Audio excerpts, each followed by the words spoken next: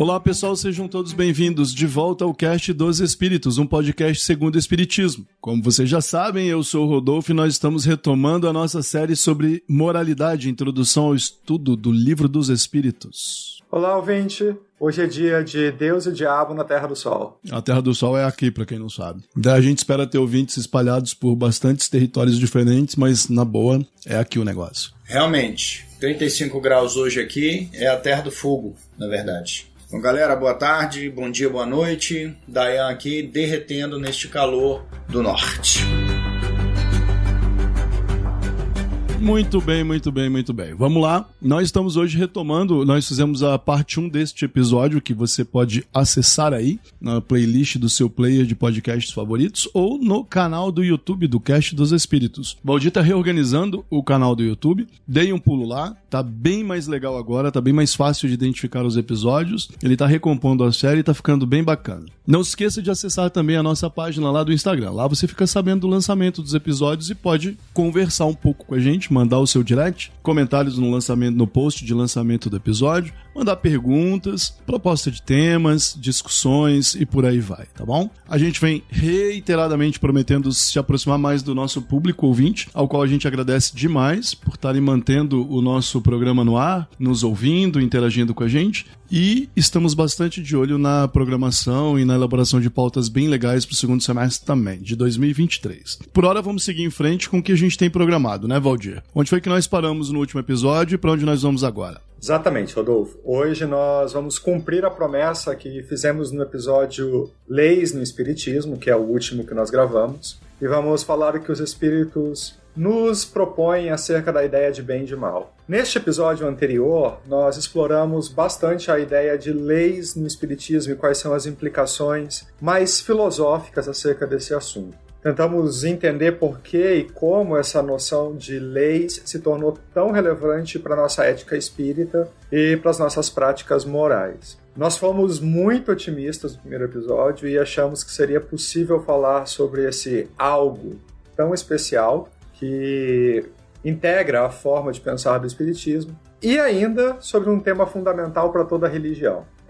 No meio da gravação, nós percebemos que não íamos ter tempo para falar de leis morais e bem e mal. Então, nesse episódio, nós teremos todo o tempo preciso para discutir o bem e o mal. Vamos lá?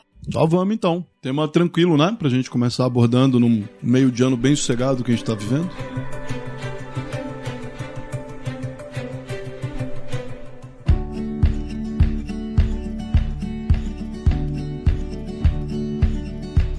Rodolfo, falar do bem e do mal é fácil, né? Vejo quem tem problemas para falar de bem e mal. Todo mundo sabe o que é bem e o que é mal, não é? Dayan, é algo tão tranquilo assim, bem e mal. O que os espíritos fazem para tentar deixar esse assunto ainda mais solar do que ele já é? Bem e mal. O que os espíritos dizem sobre o bem e o mal para nós? Bom, vamos lá. Valdir, primeiramente, se nós pegarmos o Livro dos Espíritos, nós não vamos encontrar ali nenhuma pergunta e nenhuma resposta definindo claramente o que seja bem e mal. E nós conhecemos, vários conceitos, alguns por exclusão, já dizendo que o bem é a ausência do mal e vice-versa. Mas os espíritos, eles não trazem, pelo menos a meu ver, pelo que eu extraio das respostas, eles não trazem claramente um conceito para nós do que seria o bem e o mal. Ao contrário, eu acho até que os espíritos deram respostas pouco esclarecedoras, na verdade. Algumas até ruins para perguntas que foram até boas e diretas, né? Basicamente, eles disseram que o quê? Que o bem é um agir conforme a lei de Deus e que o mal, portanto, seria agir contrariamente a estas leis. Mas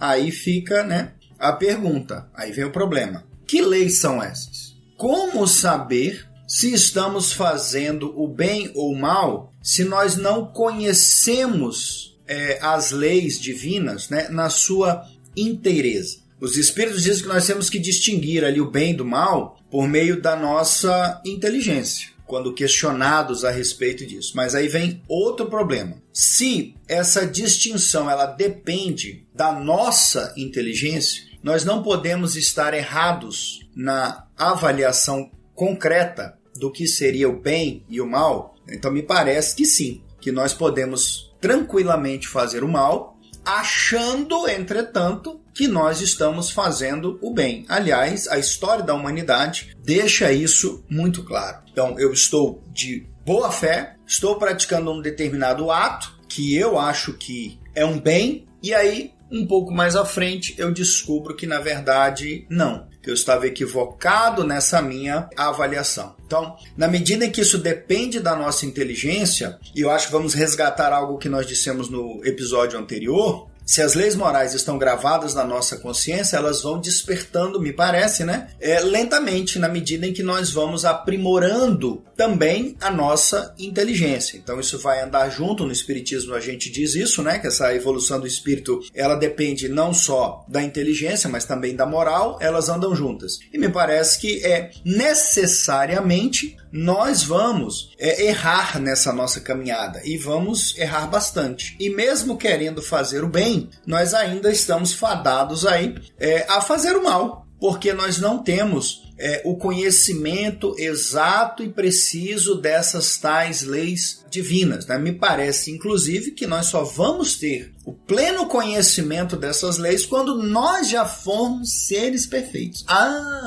Agora eu entendi, agora eu saquei do todo. Daqui pra frente eu não faço mais bobagem. Perfeito, você já é um ser altamente evoluído, superior, chegou no nível máximo. Mas até chegar lá, meu amigo, parece que nós vamos errar bastante. Deixa eu só fazer uma confissão aqui de um sofrimento particular em relação a essa resposta dos espíritos. O ouvinte já sabe que nós três somos formados em Direito, porque nós falamos sobre isso no episódio passado. O Rodolfo deu mais sorte e caminhou para a filosofia, então ele se livrou dos nossos dilemas. Mas Dayan trabalha na Defensoria Pública, atualmente no Tribunal do Júri, então a vida dele é crime. Quer dizer, não que ele faça crime, mas ele vive do crime. Quer dizer, ele tá ali perto do... Enfim, o ouvinte entendeu. Não tá ajudando, Valdir, não tá ajudando, Valdir. A minha vida eu sou procurador da Fazenda, então minha vida é com tributário. Coletor de impostos, assim, coletor não, cobrador de quem deve impostos, né, gente? É bom deixar isso claro para as pessoas, né? Exatamente. A profissão bíblica, bem-vinda, bem vista. Rodolfo, vamos deixar esses detalhes sórdidos. Não, veja, o cristianismo tem lugar para você, Valdir. É o lugar do perdão e tal. Mas, enfim, vamos lá, vamos ver onde você quer chegar. Então, por Dayan, a noção do que é uma conduta certa e errada é extremamente importante, porque o sujeito vai estar no júri com a norma mais clara e concisa do direito penal na maior parte das vezes. Matar alguém, ponto. Pena de... Ouvinte, se eu digo lá matar alguém, todo mundo sabe quem fez a coisa, quem sofreu a coisa e quais são os entornos dessa ação. Eu trabalho com algo parecido. A lei diz, se você ganhar dinheiro, uma parte é do Estado. É assim. É como matar alguém. Exato. Ganhou dinheiro, logo dou minha parte pro Estado.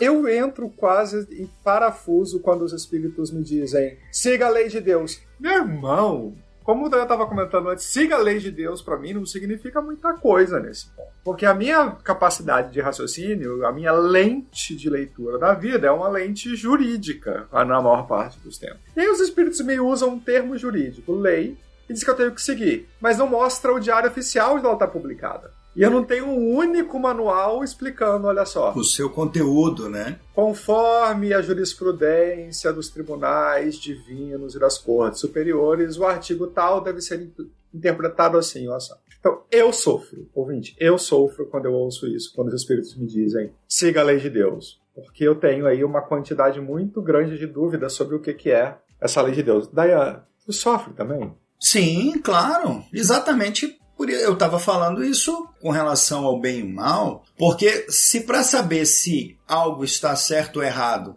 basta agir em conformidade ou desconformidade com a lei de Deus, a gente tem que saber qual é essa lei. Porque senão não tem jeito. Eu tenho que adivinhar qual é a lei divina para aí eu me comportar conforme os seus ditames. Pode falar ditame? Conforme, então, vamos lá. Os seus preceitos, né? Comandos. Preceito piorou. Perfeito. Melhor ainda, conforme os seus comandos. Aí veja, para mim realmente, e eu imagino para você é a mesma coisa, né? O nosso raciocínio ele é focado nisso. Tem uma lei, eu tenho que cumprir exatamente o que está escrito ali. Se eu fizer diferente, eu estou errado. Então é fácil você se comportar de forma certa ou errada, em tese, dentro do direito, na medida em que a lei está posta e é fácil conhecê-la. No caso de leis divinas, não, cara. E aí a gente entra num grande conflito. Nós vamos exercitar muita coisa aí no meio, inclusive o nosso livre-arbítrio. Porque eu vou fazer opções, eu vou fazer escolhas. Eu posso errar, obviamente, no meio do caminho. Posso errar estando muito bem intencionado. Mas me parece que enquanto a gente não tiver o conhecimento do que é essa tal lei de Deus, fica difícil até cobrar da gente uma responsabilidade maior, né? Não sei se o Rodolfo concorda com isso. Pois é, na gravação passada, o Rodolfo estava falando que um dos temas mais complexos para ele na filosofia da moral, da religião, enfim, era saber o que os clássicos queriam dizer com o bem supremo, o bem absoluto e tal. E aí parece que os espíritos resolveram se proteger nessa ideia, porque nas respostas que o Dayan estava analisando, eles dizem lá, o conceito de moral é a regra do bom proceder ou do bem proceder. Rodolfo, assim, para mim e pro Dayan isso não diz muita coisa. Salva a gente. Como é que eu entendo o que é bem proceder ou bom proceder? Então, acho que a gente já tem um bom caminho para, pelo menos, ajudar, né, na reflexão. Porque grande parte das dúvidas nasce quando a gente tem uma visão muito absolutista do tema. Claro, vocês não estão errados, as dúvidas que vocês estão transparecendo são as dúvidas de todo mundo, porque existem algumas recomendações que são muito genéricas, mas quando a gente vai para a literatura e para o caso a caso, de repente as pessoas estão experimentando castigos e punições por um fio de cabelo. E você fala assim, tá, mas isso aí é a lei de Deus, né? Então tem muita gente errada nessa história. Os sistemas religiosos sempre foram assim, né? Eles começam com regras simples, tipo não matarás, e terminam com quem falar tal coisa pra fulano, quem se comportar assim, quem comer não sei o quê, quem vestir tal cor de roupa, etc., estará com problemas. Eu acho que o espiritismo só se torna um sistema de crenças compreensível se a gente, como a gente está promovendo com esses episódios, se a gente fizer uma leitura do Livro dos Espíritos não dogmática e mais reflexiva. Dogmática, Rodolfo? Explica aí, o ouvinte quer saber o que é isso. Sem achar que o Livro dos Espíritos é, de fato, uma escritura sagrada. Porque vocês estavam aí trocando questionamentos e a resposta para muitos dos instrutores que a gente conheceu ao longo da vida seria, tá no Livro dos Espíritos, é só ler e aplicar. Só que os espíritos não... Embora o espiritismo se promova como uma revelação divina e os espíritos estejam falando com Kardec do ponto de vista de quem está num patamar superior da existência, eles não estão exatamente escrevendo como se fossem Deus falando. Prova disso é que ao longo das perguntas que o Kardec formula, eles vão emitindo que fica bem claro serem opiniões qualificadas, mas não ordem divina. É por isso que a gente lê com detalhe, ou com muita atenção, e aí a gente vai encontrando referências diferentes. Vou dar um exemplo. Você me questionou fazendo referência à pergunta 629, do Livro dos Espíritos. Que definição se pode dar da moral? E o Espírito responde, a moral é a regra de bem proceder, isto é, distinguir o bem do mal. Funda-se na observância da lei de Deus. O homem procede bem quando tudo faz pelo bem de todos. Então ele cumpre a lei de Deus. Beleza. Então olha só. Um critério absoluto parece ser esse. Ele vem antes do que todos os outros. Então ele é uma espécie de premissa. Fazer o bem pelo bem de todos. Correto? Mais à frente ele pergunta, como distinguir o bem do mal? Pô, a premissa está colocada. Em tese, essa pergunta não seria muito necessária.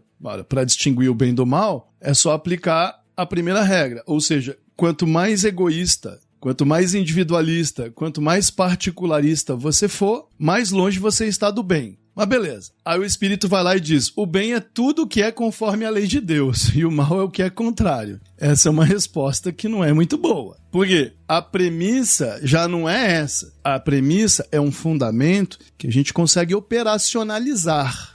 Quanto mais egoísta, ruim, quanto mais altruísta, melhor. Perfeito? Mas aí vem para a lei de Deus. Beleza, aí o Kardec vai adiante. Tem meios o homem de distinguir por si mesmo o que é bem do que é mal? É como se ele estivesse perguntando pela terceira vez. É a terceira vez, né? Aí o Espírito responde, sim, quando crê em Deus e o quer saber. Deus lhe deu a inteligência para distinguir um do outro. Pela terceira vez, pela segunda vez, o Espírito remete à vontade divina e não ao critério formal da pergunta 629. O critério formal é altruísmo, beleza? Aí o Kardec vai lá e diz, olha, estando sujeito ao erro, né, tipo, nós somos quem nós somos, não pode o ser humano enganar-se na apreciação do bem e do mal e crer que pratica o bem quando em realidade pratica o mal?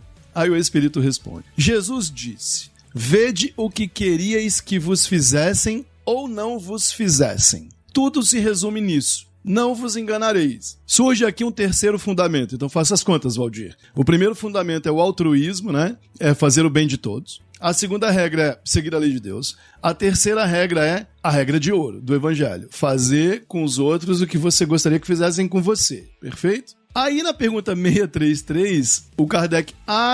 essa é a regra de reciprocidade ou solidariedade. Esse é o princípio da reciprocidade ou da solidariedade. Beleza, entendi agora. Então achará ele, na lei natural, o ser humano, a regra desse proceder e um guia seguro? Na reciprocidade. Aí o Espírito responde assim, quando comeis em excesso, verificais que isso vos faz mal. Pois bem, é Deus quem vos dá a medida daquilo do que necessitais. Essa é outra coisa.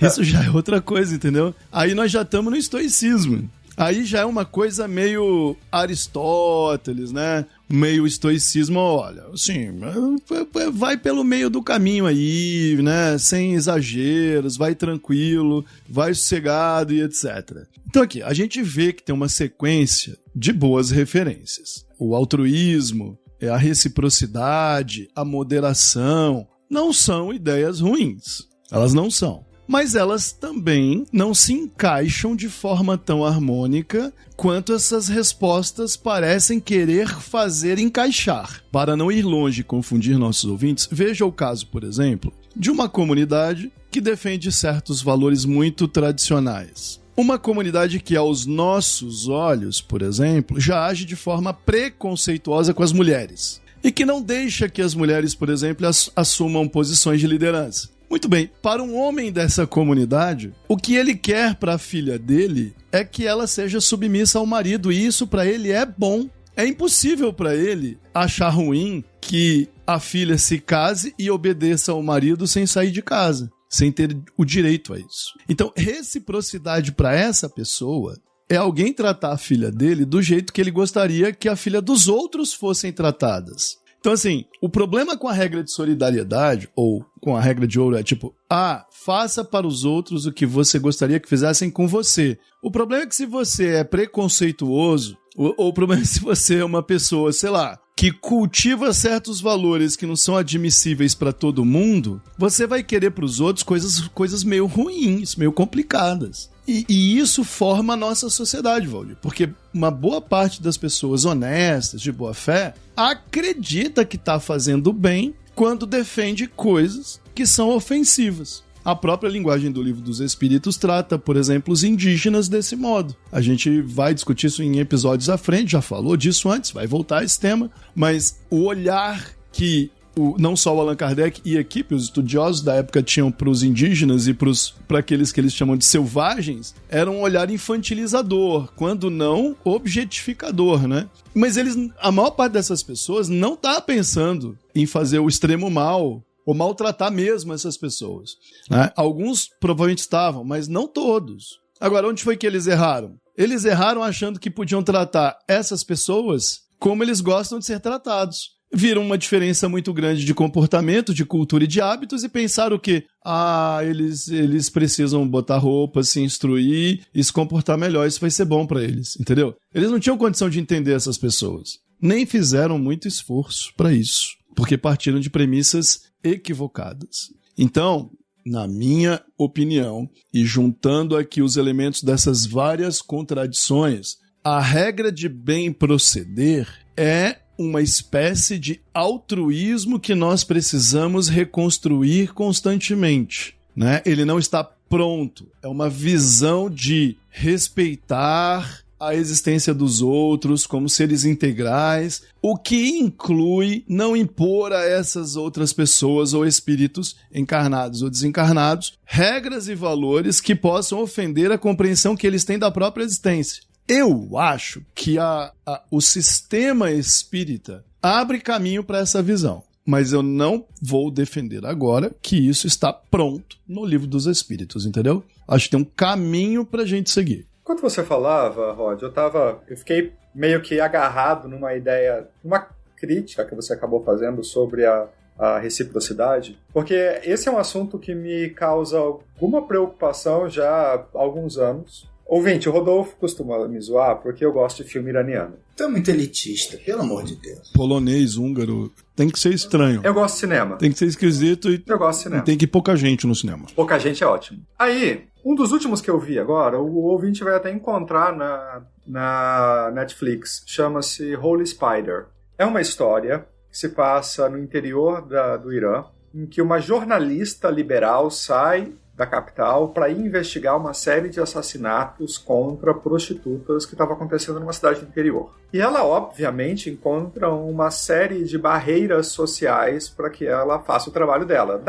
Do momento em que ela chega, por exemplo, ela não estava conseguindo se registrar no hotel porque ela não foi com o marido. E isso era quase que esperável no momento que eu estava assistindo o filme. Uma das coisas que sempre, sem falta, me surpreendem é a reação das outras mulheres no filme, por exemplo. As outras mulheres não são mulheres que estão interessadas em proteger uma comunidade que é agredida, mas elas estão interessadas em como é que eles vão se livrar daquelas mulheres que não prestam, porque afinal de contas é necessário proteger os maridos, a família, os filhos, a moralidade, etc. Então a vítima da opressão acaba sendo alguém que concorda com o processo todo. Então essa regra da reciprocidade que o Rodolfo lançou, algumas ideias mais críticas, elas há alguns anos me causam uma preocupação, porque se o que eu acho que é bom para mim, de fato, pode gerar um dano para o outro, talvez ela não seja um bom parâmetro para eu julgar aquilo que é o correto agir moral, né?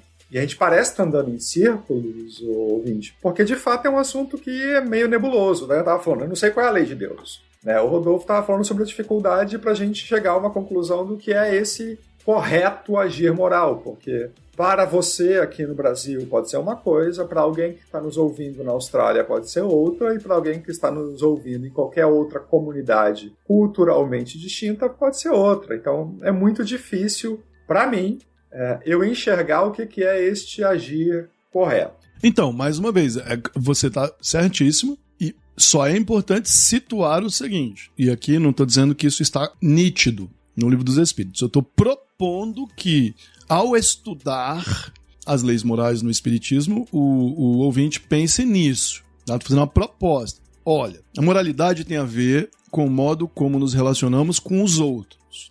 Só existe moralidade porque nós temos que conviver. Então nós falamos aqui de 3 fundamentos: altruísmo, reciprocidade e prudência. São 3 fundamentos e eles marcam sistemas éticos muito antigos e andam lado a lado com sistemas baseados em valores, como os 10 mandamentos e etc. Tudo bem. O que você está propondo, Valdir, ou o que você está questionando, faz todo sentido na medida em que nós estamos como pessoas de dentro de um sistema de crenças, preocupados com regras específicas. Então, por exemplo, eu tenho uma mulher preocupada com a liberdade das mulheres. Ao mesmo tempo, ela está enfrentando uma comunidade de mulheres que não defende a própria liberdade como essa ativista defende. Então, esse questionamento é parte do mundo em que a gente está vivendo, e eu não penso que o Espiritismo tenha uma resposta para isso da forma objetiva ou material, vamos colocar assim, né?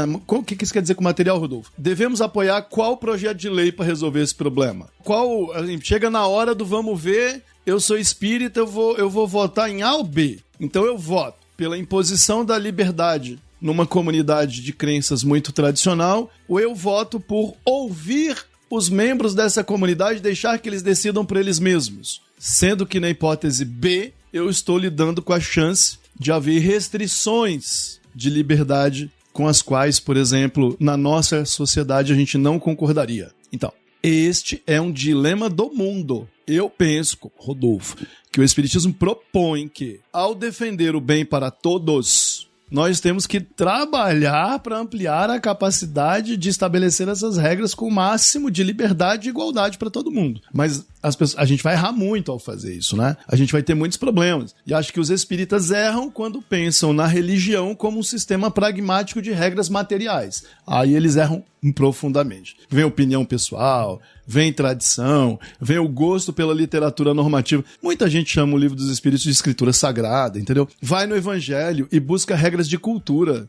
da Judéia sabe, de 2000 anos atrás. Olha, quando Jesus falou, na boa, assim, Jesus estava lidando com uma comunidade tradicional ferrenha, né? E assim, muito difícil tirar de cada vírgula, de cada trecho da Bíblia.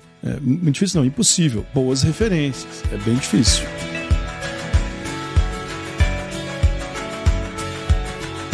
Rodolfo, você trouxe a coisa... eu acho que a gente precisa, nesse instante, de tratarmos de um assunto mais concreto. Olha só, Dayana. Pergunta 630. Os espíritos dizem que dá para proceder contra a lei de Deus. No nosso episódio passado, tanto você quanto o Rodolfo estavam expondo ideias que eu concordo, de que Deus não participa da punição ou da premiação de ninguém na sociedade. Não seria assim que o sistema evolutivo das nossas comunidades funcionariam. Dá para dizer isso? Assim, é isso mesmo que os espíritos querem dizer ou está sendo uma leitura muito ao pé da letra? Dá para desafiar Deus indo contra a lei de Deus? Então, não é estranho isso? Quando você... Aí a gente vai voltar... Eu acho que, de novo, né, naquela discussão da própria divindade, né? O que é isso? A gente não tem nem ideia do que é um Deus. Se for o velho barbudo que mora na nuvem, você fazendo algo errado, você pode desafiá-lo. E haverá aquele velho barbudo concreto para te punir na primeira oportunidade que ele tiver. Para quem acredita nisso, é muito tranquilo. Se você tem uma crença numa divindade fluida, não personificada, o Espiritismo, por exemplo, coloca uma inteligência, uma causa ou leis, isso se torna muito mais difícil. Porque o desafiar não é desafiar a lei em si, você desafia algo quando eu descumpro as leis. Se nós pensarmos mais que, não que a divindade seja as leis, mas que elas são uma emanação sua, mas que isso é não personificado, algo que a gente não tem condição de conceber ou de compreender, mas algo, eu acho que não personificado seria o termo menos pior, porque não dá para dizer nem imaterial, porque a gente não tem ideia do que seja realmente, né? Mas pensando em algo que não nos fez a sua imagem e semelhança, me parece que, mantendo o foco que traz o Espiritismo no sentido de que essas leis estariam na nossa consciência, de novo, nós não estamos necessariamente desafiando a divindade. Quando nós erramos, quando nós fazemos algo errado. Ainda que de forma o quê? Consciente. Porque em princípio, ou em primeiro lugar, nós estaríamos, na verdade, contrariando a nós mesmos. Nós estaríamos agindo contra algo que eu quero fazer o mal. Eu sei que é errado, mas eu quero fazer tal coisa. E eu vou lá e faço. É claro que eu estou agindo contra alguém, talvez, ou contra um animal, que seja, mas violando a minha consciência, sabendo que o que eu estou fazendo é errado. Ou agindo conforme a minha consciência, acreditando que eu estou fazendo algo porque é certo. Então eu acho que não é que o caso, não é que dá para colocar o desafiar a divindade. É que no meu modo de compreender, quando nós erramos de forma consciente ou não, primeiro, né, nós estamos tendo uma relação muito pessoal. Nós, com a nossa consciência nesse agir. Eu não estou desafiando ninguém, eu desafio para mim mesmo. De entender os limites do certo e errado e de me comportar de acordo com esse entendimento que eu sou capaz de alcançar. E aí a gente volta de novo para as leis divinas. Pô, mas como que eu posso estar violando um negócio que eu não sei se é ou se não é? Então eu acho que é inviável dizer isso. Que quando nós procedemos mal, nós estamos desafiando a divindade. A gente pode nem saber que está procedendo mal, porque está achando que está procedendo bem. Esse aprendizado, isso é muito nosso, isso é muito pessoal. É por isso que eu tiro Deus dessas equações. para que a gente tenha a nossa carga de responsabilidade, mas para que a gente tenha também o nosso mérito pelos acertos, quando a gente acerta. Eu te perguntei isso, Dayane, porque assim, eu aprendi pelos nossos instrutores, pelos anos de estudo nas casas espíritas, a olhar para essas leis divinas como um parâmetro absoluto de comparação. Então, ouvinte, pense, por exemplo, no que eu quero dizer, transponha isso pela velocidade da luz. Na hipótese de Einstein, nada pode ser mais veloz do que a luz. Ela é a velocidade absoluta. Então, ela é o parâmetro de comparação absoluto. Tudo que você vai comparar com ela em termos de velocidade para saber qual é o seu estado naquele instante. E eu sempre pensei nas leis divinas como esse parâmetro absoluto. E aí, quando os espíritos dão essa resposta que você estava comentando, ela me soa. E aí, de novo, é a maldita lente de jurista, formalista, Franco não, ítalo-germânico, sabe? Eu olho para as coisas e, essa premissa legal não fecha com essa segunda. Aqui tem alguma coisa que não anda. É outra coisa que acaba me chamando a atenção, Dayane, também. É na pergunta seguinte, quando na 631, os espíritos dizem que para saber o que é bem e o que é mal, você tem que crer em Deus. Faz sentido para você isso? Não, na verdade não. Para mim não faz, não, muito sentido. De novo, se nós tirarmos Deus de uma equação, essa força, ser, inteligência, que a gente não sabe o que é, não tem condição de alcançar entendimento, ainda assim, né, com ela fora da equação, nós temos total condição de saber o que é certo e o que é errado. Disso eu não tenho a menor dúvida. Podemos estar errado nessa avaliação? Já falamos lá atrás que sim, também. Mas me parece que faz parte, né, do aprendizado. O Rodolfo já colocou, eu acho que as premissas mais importantes, né? E para mim faz todo o sentido trabalhar dentro disso, no sentido do que os espíritos colocaram, né? Nos questionamentos, lá a partir da pergunta 620 e em diante. Primeiro, né? Se nós buscamos sempre fazer um bem coletivo. Segundo, se nós agirmos de modo a não submetermos os outros ou não fazermos com os outros o que nós não gostaríamos que fossem feito conosco, a gente já tem uma boa chance de evitar erros. Já temos uma grande chance, né, de evitar injustiças, de evitar um mau proceder, buscando ajudar quem for possível e não procedendo contra os outros de maneira que nós não gostaríamos que procedessem contra nós. Então, esse aí eu acho um parâmetro realmente útil para o dia a dia, para a gente tentar andar, né, mais levar uma sociedade ou viver de modo mais civilizado numa sociedade. Eu acho que esses parâmetros aí são muito importantes. E eu não preciso de Deus para isso.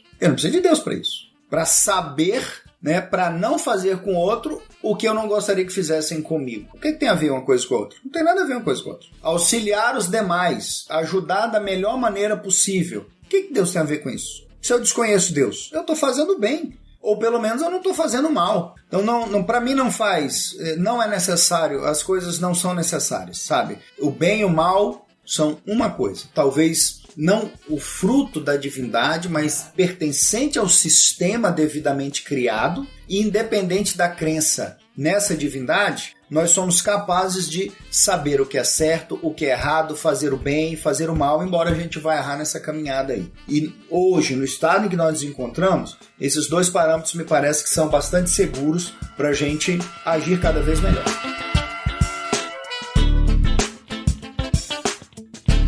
Rodolfo, olha só, eu estava aqui ouvindo o Dayan e acho que a gente pode passar para um outro ponto que me parece muito complexo, que para mim me engasga, sabe? Quando eu tento seguir adiante, eu engasgo nele, que é a ideia que eu ouvi muitas vezes dentro das casas espíritas de um Deus da natureza, sabe? Essa é uma expressão que eu ouço, especialmente quando se tratava de controle sobre o comportamento, sobre o que era aceitável em termos de comportamento, um Deus da natureza. Então, Quando a gente olha lá na pergunta 620, por exemplo, os espíritos atribuem a má compreensão da lei ou o seu esquecimento ao fato de que, quando encarnado, nós estamos submetidos aos instintos do corpo, às necessidades do corpo, de alimentação, de reprodução, de segurança, etc. Na pergunta 620. Já na 626, eles falam que nós devemos procurar compreender a lei de Deus, essa que diz o que é bom ou o que é mal, na natureza.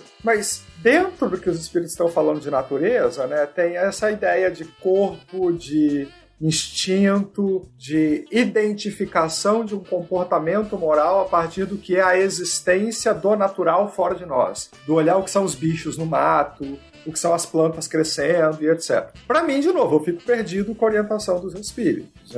Ou a natureza, o meu corpo, o meu instinto é ruim porque ele obscurece a minha compreensão da realidade, do que é certo e do que é errado, ou eu tenho que olhar para a natureza e descobrir nela o que é certo e o que é errado. Para mim, de novo, o olhar do jurista, as duas coisas não funcionam juntas. Assim, eu não consigo aceitar que mergulhar na natureza me torna mais suscetível ao mal e eu devo, de dentro desse mal, achar o bem. É uma coisa meio confusa pra mim. Isso me fez lembrar Eu acompanho uma página, eu não me lembro agora se eu vi no Instagram ou no Twitter, eu acho que foi no Instagram, que é uma página de astronomia, eu acho. E alguém publicou uma imagem da Terra. Era uma imagem tipo... parecia uma daquelas imagens de calor, assim, mas mostrando a geosfera da Terra, né? Sem os oceanos e sem a atmosfera. E o formato do planeta Terra é batatoide, como eles estavam dizendo, né? O formato é batatoide.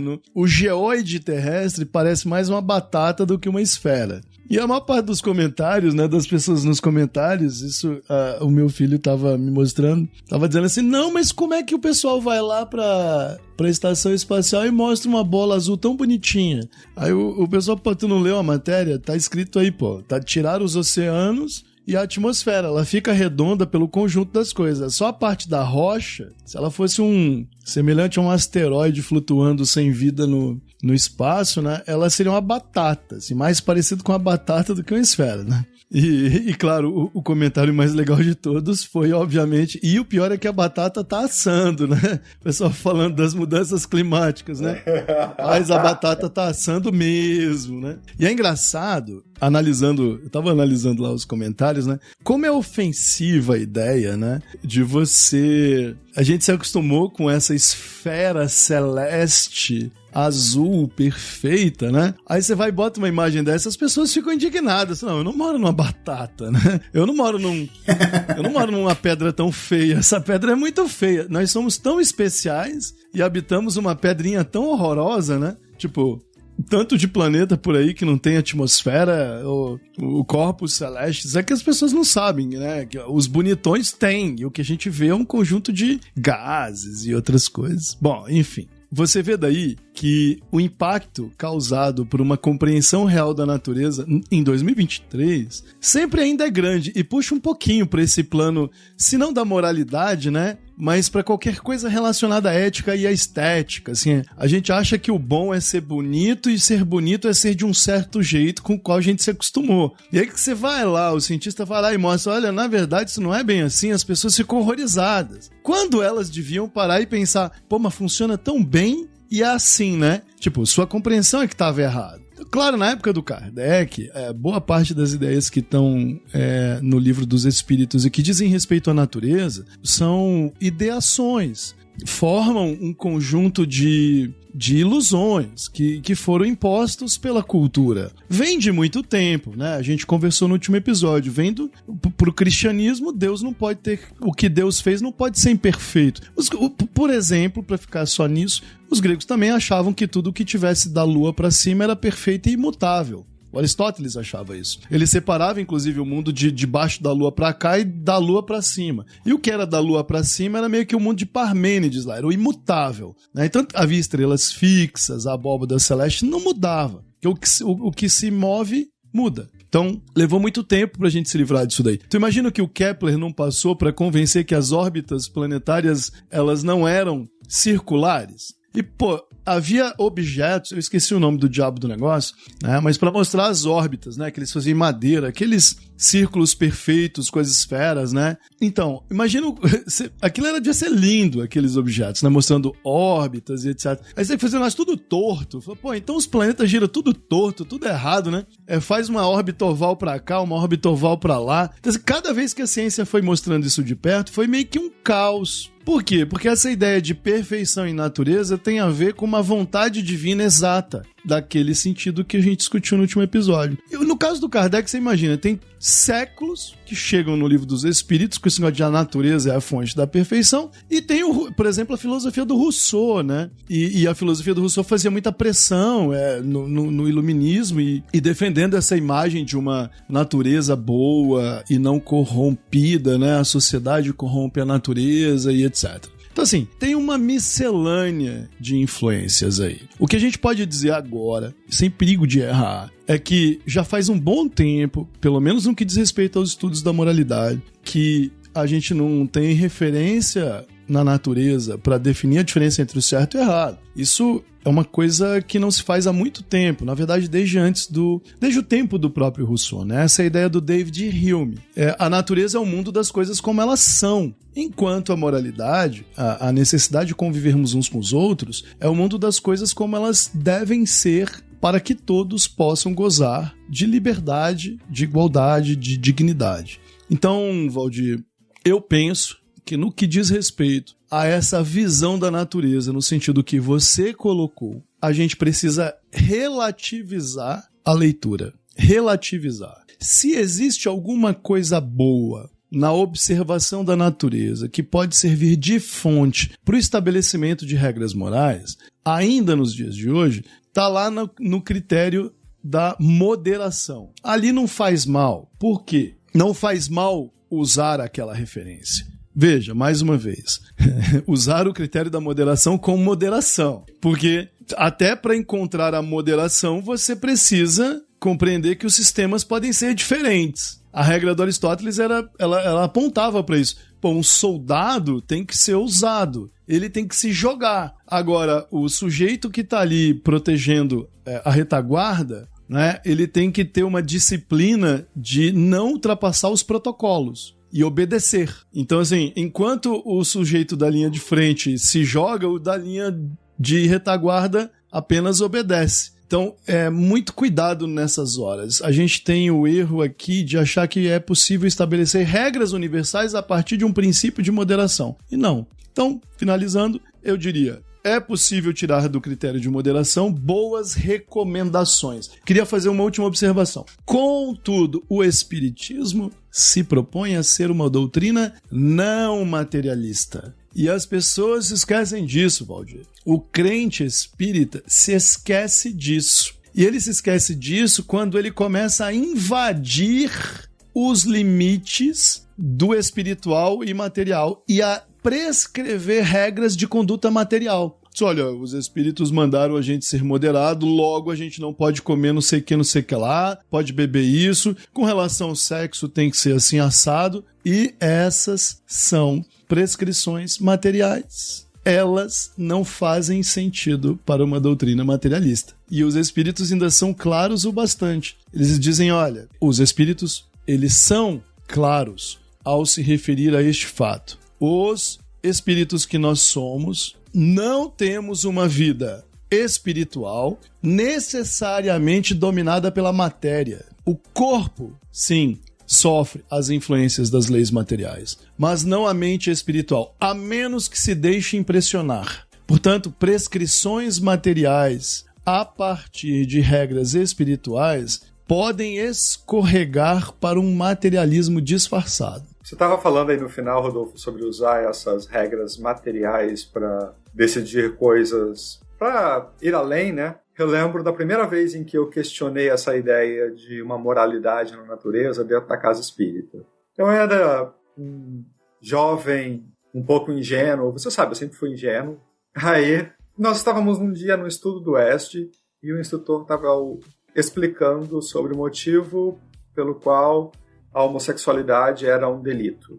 E ele estava explicando isso usando os mamíferos em geral, dizendo que na natureza esse é um fenômeno que não existe. Além dele estar materialmente, faticamente errado, não foi o que me ocorreu na hora em que eu ingenuamente perguntei para ele se essa era a regra. Então tinha um casal de namorados no nosso grupo. Eu perguntei se eles poderiam tirar a roupa e fazer sexo no meio do grupo, porque afinal de contas os animais fazem sexo no meio dos outros, na comunidade. Ele ficou meio horrorizado e me disse que não. Não à toa? Aí, mas não é a regra o que os animais fazem, tá correto? Ele, mas isso é óbvio que não. E o assunto acabou aí, óbvio que não. A clareza da obviedade da coisa eu nunca entendi, porque a regra me parecia aplicável a Chico e a Francisco, mas paciência. E vai daí pra pior. Fêmeas que devoram os filhotes para matar a fome e garantir a sobrevivência dos outros, ou abandonam um em razão do outro. Os atos de violência que aos nossos olhos são atos de violência, que são, na verdade, apenas meios de preservação. Isso vai muito longe. Assim, só mostra que nunca passou de um esforço, mais uma vez, disciplinar, que na verdade os religiosos em geral sequer conhecem a natureza para ficar falando dessas coisas. E o problema da sexualidade, ou o tema da sexualidade, ele é um campo de bizarrices materialistas no espiritismo. Para ficar no espiritismo, né? Para não falar do quintal dos outros, né? Eu diria que a gente não tem quase que nada relevante para discutir esse ponto. E aí torna a discussão da moralidade, né? Você abre o livro dos Espíritos e vai lá. Trabalho, sociedade, justiça, caridade, não sei o quê. E essas ideias amplas, que são ótimas referências para construir um sistema de moralidade, viram o quê? Não faça isso, não faça aquilo, não faça aquilo, não faça aquilo. Vira um velho sistema disciplinar. Então é muito comum, assim, crime, por exemplo, né? Olha, lá no bando ninguém admite o ladrão, então eles matam o ladrão. Ah, mas a gente não tem pena de morte. Ah, então exila, põe pra fora da cidade, né? Voltemos ao básico, né? Pra gente não se perder demais. Em 99% dos casos dá errado, então não faça, né? Não faça. Use para analisar o livro dos Espíritos, use o critério número 1, use o critério do altruísmo e do respeito pelos outros e vá daí para frente. Não se meta com a natureza.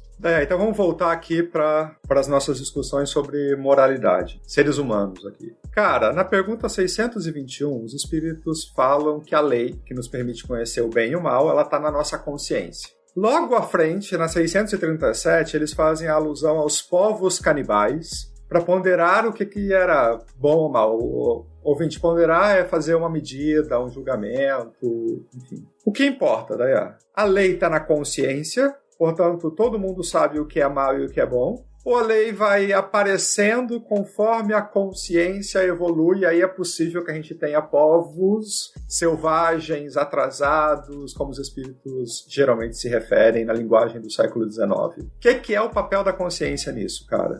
Então, Valdir, como você gosta de dizer, né? Eu tenho uma aposta.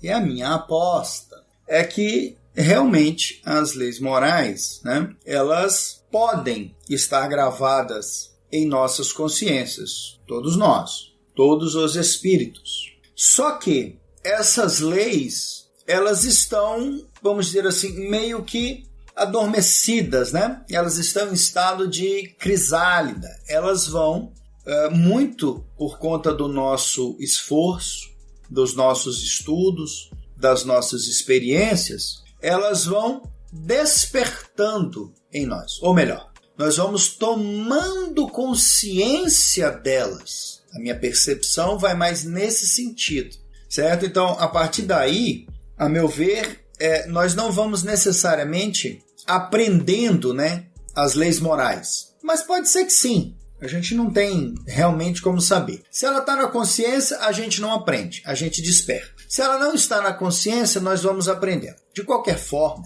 estando ela ou não na consciência, o que me parece claro é que elas não são, ou o conhecimento delas não é automático, só pelo fato de nós existirmos, ou só pelo fato de nós nascermos. Elas precisam, na verdade, de descobertas. Elas precisam ser descobertas.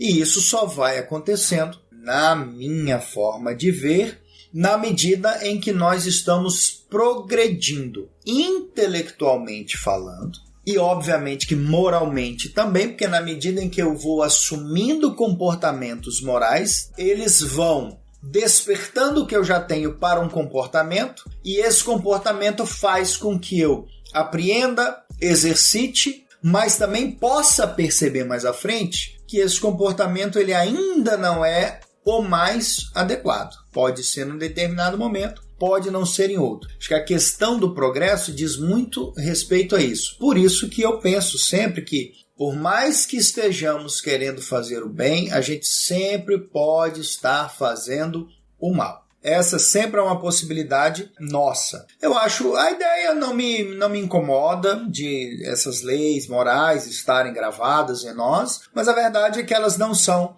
ou elas não despertam, né, ao mesmo tempo para todo mundo. Isso aí é uma descoberta, isso é um aprendizado. Então nós temos espíritos que estão progredindo e são estágios diferentes. Disso eu não tenho a menor dúvida. Isso aí é indiscutível. Agora, né, não precisa ser tão preconceituoso e ficar chamando os outros de selvagens, porque ele está encarnado num corpo, num determinado grupamento. Isso aí seria, obviamente, uma idiotice, nós já falamos sobre isso, porque o espírito extremamente elevado pode muito bem estar encarnado em um corpo de uma comunidade indígena, por exemplo. Isso aí não tem problema nenhum. Não é por isso que ele é um selvagem. Mas a questão do despertar, para mim, as leis morais elas vão despertando em nós na medida em que nós vamos progredindo, melhorando o nosso intelecto e melhorando também o nosso comportamento. Acho que é por aí. Eu estava te ouvindo aqui, Dayan, e pensando num dos problemas que me parecem que os espíritos não dão, talvez porque estavam se comunicando dentro de uma sociedade extremamente específica, com uma comunidade com valores muito parecidos e tal, né? Pensando na classe média alta, burguesa e aristocrática em que o Kardec circulava, né? Mas, cara, Rodolfo, Dayan, enfim, eu quero ouvir vocês dois sobre isso, se for possível. Nas perguntas 644 e 645, os espíritos finalmente tocam no assunto que, na minha percepção, deveria estar no começo do capítulo. Né? Eles deveriam ter se preocupado mais tempo, que é, e se o sujeito nasce num meio enrolado? E se o sujeito nasce em situações muito difíceis? Numa das respostas, eles dizem lá, beleza, ele tem lá o mérito dele de resistir. Mas você estava comentando sobre o despertar desta moralidade a partir das experiências que o espírito tem, né? Pensando na conjunção destas perguntas, daquela em que os espíritos falam na lei divina na consciência, do aparecimento da moralidade, e ao mesmo tempo naquelas duas que eles tratam acerca do meio, da comunidade, do local onde o sujeito nasce, cada vez me parece mais uma vantagem absurda, imensa para o seu progresso moral, o local onde você nasce. Então, nascer numa sociedade pacífica, preocupada com o bem-estar dos animais, preocupada com o mínimo existencial de todas as pessoas que ali vivem, que não admitem os atos de preconceito e discriminação, que buscam a compreensão igualitária, é muito maior, é uma vantagem, para mim, de onde eu olho, absurda, perto de quem nasce numa comunidade dominada pela violência, por exemplo, ou onde as regras da sobrevivência dependem em grande parte da violência. É óbvio que sempre cabe nessa percepção aí um relativismo do são comunidades diferentes. Mas, partindo de onde eu geralmente tenho refletido nos últimos anos, do indiferente preferível, eu preferiria nascer numa comunidade pacífica e preocupada com o bem-estar dos outros, humanos e não humanos, do que nascer numa comunidade conduzida pela violência. Eu acho que as minhas chances de descobrir a consciência moral ou de permitir-me uma experiência de melhor aprimoramento dos meus sentimentos, da minha compreensão do mundo, etc., eu acho que eu teria mais possibilidade de dar certo, digamos assim. não sei o que vocês pensam. Eu gostaria de ouvir os dois, porque para mim isso é um dos problemas, por exemplo, em falar no Brasil coração do mundo e pátria do evangelho. Quem foi que disse que o homem era o produto do meio, Rodolfo? Durkheim? Todos os sociólogos, né? Ah, sim, claro. Boa parte dos historiadores. Então, é por aí. Na verdade, assim, empiricamente falando, eu que trabalho, né, já quase 2 décadas com direito criminal, algumas coisas a gente vê desde sempre. Isso, empiricamente falando aqui, estou só trazendo uma experiência, né? Não é incomum nas zonas, né, ou nas regiões mais violentas, né, da cidade, os mais jovens, eles acabam sendo uma presa, né? Eles acabam sendo envolvidos nesse vórtice e do qual eles têm poucas chances de escapar. Agora, essa mesma experiência, né, essa observação empírica também diz o seguinte, que não é todo mundo que é tragado. Tem os que estão lá que não têm o menor interesse de se juntar com esses outros espíritos que se dedicam à criminalidade, especificamente, que eu estou dizendo aqui, e que, ao contrário, procuram influenciar os demais para que eles mesmos não se envolvam. O que, entretanto, a gente observa é que a influência é grande a ponto de a maioria acabar seguindo por esse caminho. Quando eu falo em maioria, eu estou dizendo assim, numa amostragem dentro de processos, a gente acaba ouvindo muitas pessoas que são próximas e tal. E o número que a gente acaba descobrindo de pessoas que são envolvidas naquelas situações, mas não especificamente daquele processo, é enorme. E o número dos que ou testemunharam algo ou tentaram impedir algo é infinitamente menor. E quando você vai conversar, mas na vizinhança como é? Lá doutor, é complicado, é do meu lado direito, é do meu lado esquerdo, é na frente, é na rua de trás. É só o cicrano e o beltrano que presta, o resto do povo lá já está tudo perdido e tal. Então a gente percebe isso. O meio, ele obviamente exerce uma influência muito grande. Mas há aquelas almas que resistem a isso. Seja porque elas já vieram prontas para resistir, elas têm um caráter ou se forjaram de um modo tal que elas simplesmente resistem. Não vou fazer isso, não é minha praia, não quero e não vou. E acabam escapando. Mas é um número realmente menor, né? Assim. De novo, ouvintes, eu não estou falando aqui de estudo específico, não estou falando da literatura, eu estou apenas trazendo aqui uma pálida análise, né, empírica daquilo que a gente vê no dia a dia. Né? No fórum, por exemplo, não é incomum a gente atuar em processos da infância e juventude, e dependendo da natureza do fato, quando você conversa com o adolescente, você já sabe que ele não vai sair do ciclo de criminalidade que ele entrou e nós vamos encontrá-lo daqui a pouco. Assim que ele fizer 18 anos, nós vamos encontrá-lo no sistema de adultos. E isso é batata, porque ele já está de tal modo cooptado por aquele meio que ele segue uma espécie de carreira, vamos dizer assim. Assim como tem gente que vira médico, tem gente que opta por, infelizmente, praticar crimes. Paciência. Assim, só uma parte para o ouvinte. Quando eu estava expondo as minhas preocupações com nascer num meio desfavorável, é porque, por exemplo, eu não sou Alcione do Renúncia, nem a mãe do André Luiz, que vai nascer num lugar como esse para ir resgatar alguém, um espírito querido que está perdido nas trevas, ou que está perdido numa situação difícil e eu vou lá para resgatá-lo. Não é. Eu sou um sujeito que eu teria muito medo de o que eu seria hoje se eu tivesse tido um ambiente social diferente do que eu tive, das proteções que me foram oferecidas. E é sobre esse aspecto que eu me preocupo um tanto com essa ideia de progresso por meio da consciência e do aprendizado, porque, cara, deve ser muito difícil você ser alguém lutando o dia inteiro contra as dificuldades que te arrastam no seu entorno, sabe? Sem dúvida, sem dúvida.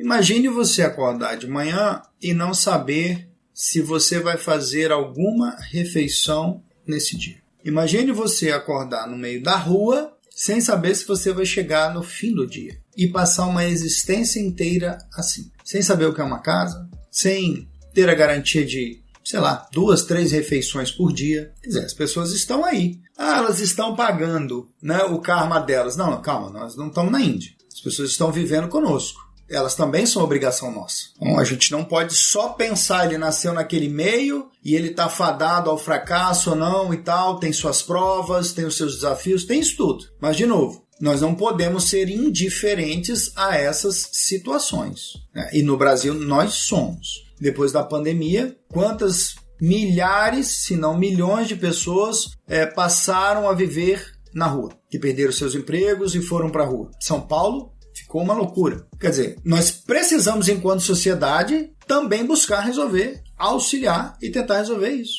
Mas a gente não faz nada. O problema é esse. Valdir, você vê que a gente pode... Falamos muitas vezes disso, a gente pode ficar falando sobre esses temas por décadas.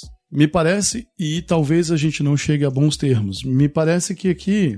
Quer dizer, não é que não chegue a bons termos, né? Há discussões aqui que são muito duras, elas fazem parte de um grande espectro de problemas. O que eu penso é que nós temos que revisar o ponto de partida, o local de onde nós estamos discutindo, o que exatamente a gente está querendo com essa discussão, né? Os próprios espíritos, na pergunta 648, quando Kardec diz assim, olha, o que vocês pensam da divisão da lei natural em 10 partes, compreendendo as leis de adoração, trabalho, reprodução, conservação, destruição, sociedade, progresso, igualdade, liberdade e, por fim, justiça, amor e caridade. Eles respondem assim, essa divisão em 10 partes é a de Moisés e tarará. Pode, pois, adotá-la sem que por isso tenha qualquer coisa de absoluta, como não tem nenhum dos outros sistemas de classificação. É fantástico que os espíritos tenham dito isso. Isso só mostra como a nossa tradição está muito equivocada ao pegar e responder as perguntas que vocês estão propondo, dizendo, está escrito lá, os espíritos já disseram qual é a resposta. Os próprios espíritos disseram, não, este sistema não é absoluto e nenhum outro é. Então,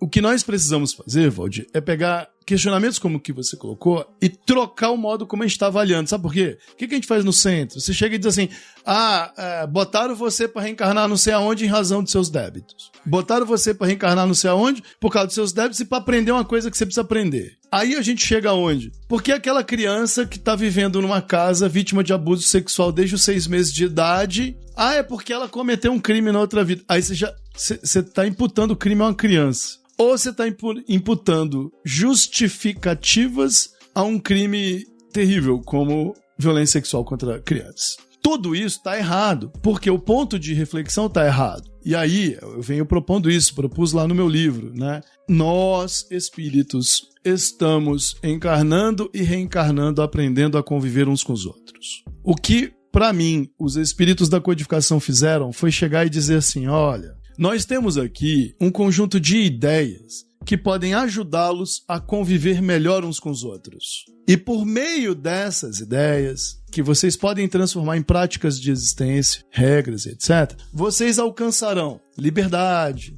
paz, amor, terão vidas boas. Então, quando a gente procura justificar a violência, o mal, o etc., pensando em Deus ou em leis, a gente sempre vai errar.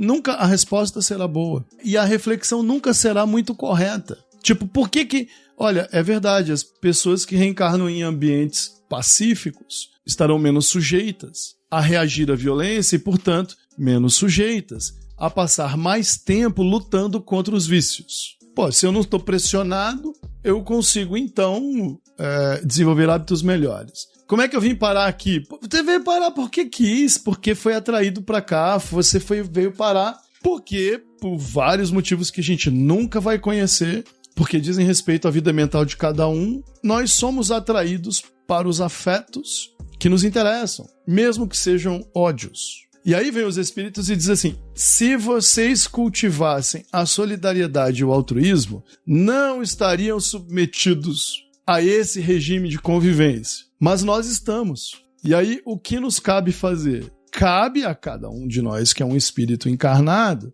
aprender com essas ideias, a resistir ao mal e fazer o bem. E resistir ao mal é resistir à atração causada por esse regime de afetos motivado pela violência, pela vingança e etc. E é isso que fará com que a sociedade seja melhor. É isso que fará com que o planeta seja melhor. Então, eu Rodolfo, pessoalmente, por exemplo, eu não acho que tenha eu não acredito em leis. Para mim, essa é uma ideia metafísica e estamos cansados da metafísica. Porque a gente não tem como provar nada disso. O que eu penso é que, sendo imortais e aspirando à liberdade e aspirando a uma vida boa, baseada no amor e em sentimentos bons, nós vamos nos defrontando com os outros. O nosso egoísmo vai sendo testado pelo egoísmo dos outros.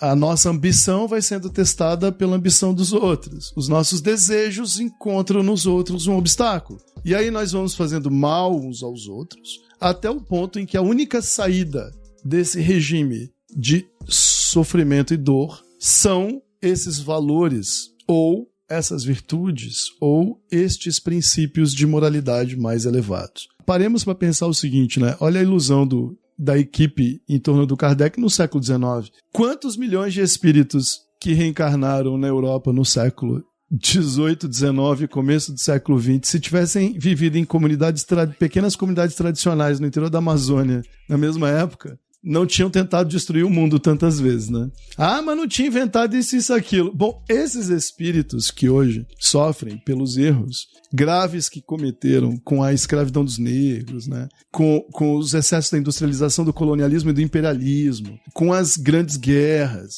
com as armas atômicas. Isso é muita coisa. Se eles pudessem olhar para trás e pensassem, se eu tivesse a escolha de ter ficado quieto na minha, aprendendo a entender o ritmo da vida, a conversar com as pessoas, a trabalhar sem destruir, não teria sido melhor? Teria, porque ele teria aprendido a conviver com os outros de um jeito diferente. Então a gente entende tudo muito errado. Deus não está aí, né, Dayan? Eu concordo com essa ideia do Dayan, dizer assim, olha, Deus não é o condutor das nossas vidas. Nós somos os condutores. Então a gente tem que parar para pensar a partir desse ponto, Valdir.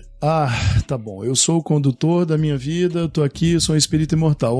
Quero viver na Dinamarca, né? Quero ir pra Dinamarca, próxima encarnação eu quero morar. Você estava descrevendo a Dinamarca, né? Ou alguns rincões, sei lá, da Holanda, algum lugar assim. Quero viver na Dinamarca e quero ter um ambiente sem exposição à violência, ou mínimo, né? Mas no fundo, a gente não veio parar aqui à toa agora. Talvez a gente já tivesse encarnado nesses lugares muitas vezes. Entendeu? Não foi Deus quem mandou ninguém pra cá, não é Deus quem mandou ninguém pra lá, não. O que a gente tem que fazer é rejeitar o mal sobre qualquer instância e fazer o possível pra fazer o bem em qualquer lugar. À medida que a gente for fazendo isso, a gente vai tornando o planeta como um todo um lugar mais pacífico, mais propício ao aprendizado de todo mundo. Então, Dayan, eu acho que essa ideia de leis morais ela é boa porque ela permite comunicar com alguma clareza pontos importantes da moralidade. Existem aí pontos importantes, mas eu não acredito que cada um de nós tenha dentro de si uma série de comandos pré-estabelecidos dizendo qual é o caminho certo.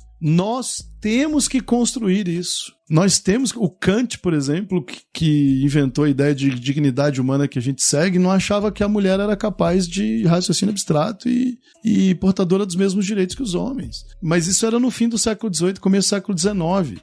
Até um dia desses, os negros não podiam votar nos Estados Unidos. Não tinham direito de andar na rua direito. Então, assim, ainda hoje a gente continua vivenciando um monte de... O Brasil passou por uma onda politicamente generalizada de preconceito e até de racismo, novamente, né? Politicamente promovido. O Brasil sempre foi um país racista, infelizmente continua sendo. E muita gente que se diz portadora desses valores continua defendendo ideias que são absolutamente preconceituosas, racistas, machistas, misóginas e por aí vai. Então, assim, Deus não tem nada a ver com isso. O problema é o que é que nós vamos fazer com relação às relações que nós temos com as quais a gente convive. A gente vai reencarnar e vai voltar pra cá. Entendeu? A gente não tem uma passagem pra Finlândia no mundo espiritual. A gente não tem porque, sei lá, talvez porque a gente nem queira no fundo. Embora de vez em quando, né, Valdir, tirar umas férias de 90 dias faça bem, né? Não sei, Rodolfo, eu nunca tirei férias de 90 dias. Imagina, eu que sou um pobre professor universitário é que sei, né?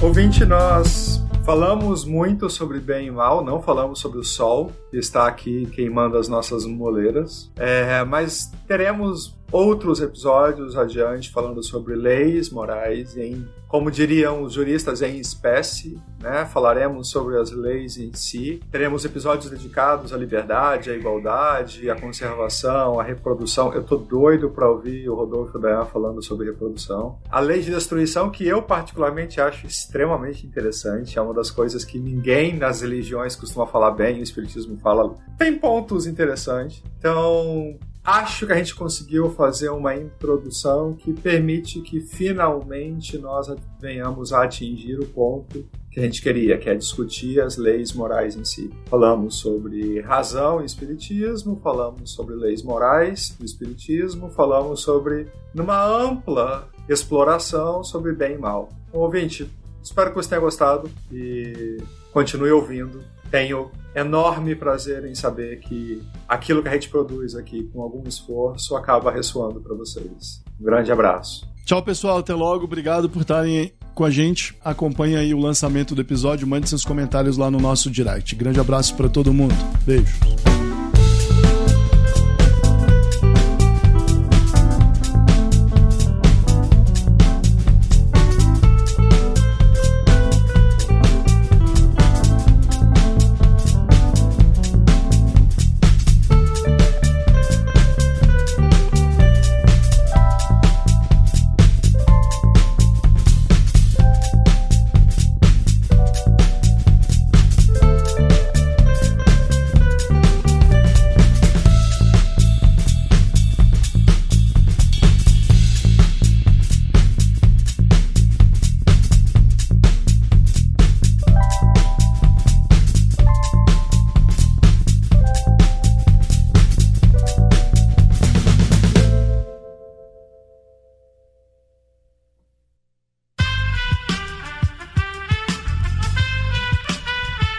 Esse podcast foi editado por Aerolitos Edição Inteligente.